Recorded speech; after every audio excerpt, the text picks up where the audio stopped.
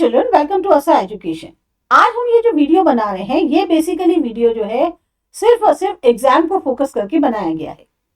इसमें हम रिवीजन कर रहे हैं क्लास 10th की ज्योग्राफी बुक का। तो शुरुआत जो है अपने फर्स्ट चैप्टर से कर रहे हैं, रिसोर्सेज एंड डेवलपमेंट। चलिए इसको एक क्विकली जो है चैप्टर को स्टडी करते हैं। रिसोर्स क्या है? रिसोर्स जो है वो चीज है जो हमारी जरूरतों को पूरा करे, यानी ह्यूमन नीड्स को सेटिस्फाई करे। लेकिन कोई भी चीज तभी रिसोर्स बनती है जब इंसान उसमें अपनी नॉलेज, टेक्नोलॉजी और स्किल ऐड कर देता है।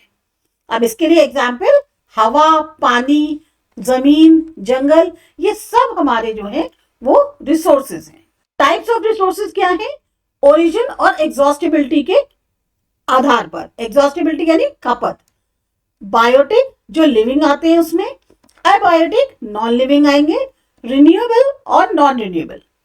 रिसोर्सेज को हम कई तरीके से क्लासिफाई करते हैं। तो जो हमारा पहला है वो ओरिजिन के हिसाब से है। बायोटिक जो लिविंग है, जैसे पेड़, पौधे, जानवर। एबायोटिक में जो नॉन लिविंग है, जैसे पानी, धातु, पत्थर। दूसरा एग्जॉस्टिबिलिटी जो है उसके हिसाब से देखें तो रिन्यूएबल जो है वो फिर से बन सकते हैं, जैसे सोलर एनर्जी, विंड एनर्जी।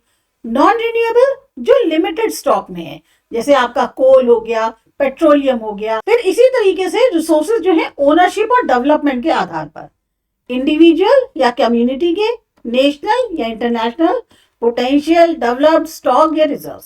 अब ओनरशिप के हिसाब से देखा जाए तो इंडिविजुअल रिसोर्सेज कैसे हैं, जैसे किसान की अपनी जमीन हो गई। कम्युनिटी रिसोर्सेज गांव के तालाब, प्लेग्राउंड हो गए। नेशनल रिसोर्सेज में पूरे देश के होते हैं, जैसे नदियां, जंगल, मिनरल्स। और इंटरनेशनल रिसोर्सेज जो होते हैं, हमारे इंटरनेशनल रिसोर्सेज, उसमें समुद्र के वो हिस्सा जो 200 नॉटिकल माइल से बाहर। अब डेवलपमेंट के हिसाब से पोटेंशियल रिसोर्सेज जो मौजूद तो हैं लेकिन इन्हें यूज नहीं किया जा रहा, जैसे राजस्थान की wind energy. Developed resources India का कोल, जिसे हम एक्टिवली यूज कर रहे हैं। और स्टॉक्स और रिजर्व्स भी होते हैं जिनके बारे में हमें पता होता है लेकिन उनको फ्यूचर के लिए बचाए के रखा जाता है।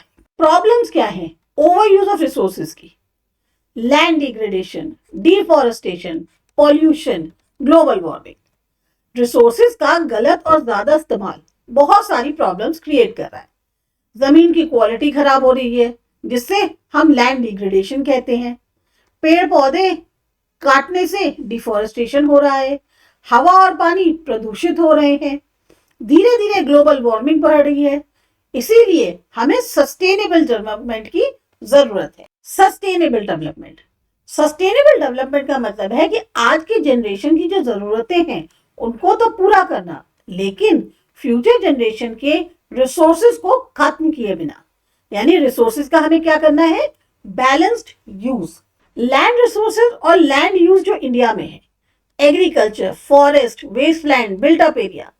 इंडिया के लिए लैंड जो है वो सबसे इंपॉर्टेंट नेचुरल रिसोर्स है। हम लैंड को डिफरेंट पर्पसेस के लिए यूज करते हैं, खेती के लिए, जंगल के रूप में, शहर बनाने के लिए, रोड्स, इंडस्ट्रीज, और कुछ हिस्सा वेस्टलैंड भी होता है जहां कोई भी प्रोडक्टिव काम नहीं होता। लैंड यूज डिपेंड करता है पॉपुलेशन, क्लाइमेट, रिलीफ और टेक्नोलॉजी पर। Land degradation causes and control. Land degradation का मतलब होता है जमीन का खराब हो जाना। अब इसके मेन कॉजेज है माइनिंग, जिससे मिट्टी हिल जाती है। ओवरग्रेजिंग, जब जानवर जमीन को ज्यादा चट कर देते हैं। डिफॉरेस्टेशन, जंगल काटना। केमिकल फर्टिलाइजर्स, पेस्टिसाइड्स का ज्यादा इस्तेमाल करना। तो इसको कंट्रोल करने के लिए ह्यूमन एफॉरेस्टेशन, पेड़ लगाए जाए, उसको फायदा होगा।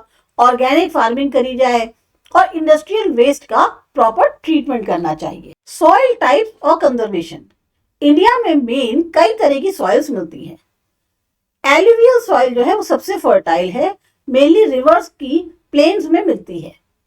जो प्लेन मैदानी इलाके होते हैं वहां पर जो नदियां बहती हैं उसमें आपको सबसे फर्टाइल सॉइल मिलती है। ब्लैक सॉइल, कॉटन सॉइल भी कहते हैं इसे, ये मॉइस्चर होल्ड करके रखती है और कॉटन के लिए बिल्कुल बेस्ट होती है। रेड और लेटराइट सॉइल, ये हिली या फिर हाई रेनफॉल वाले एरिया में मिलती है। डेजर्ट और माउंटेन सॉइल जो है इनकी फर्टिलिटी कम होती है।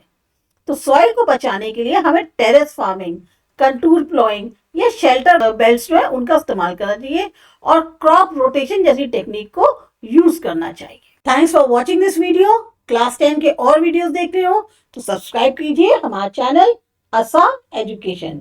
ऐसे ही हम सिर्फ और सिर्फ एग्जाम फोकस जो वीडियोस हैं वो अभी जल्दी से जल्दी आपके लिए प्रोवाइड करेंगे।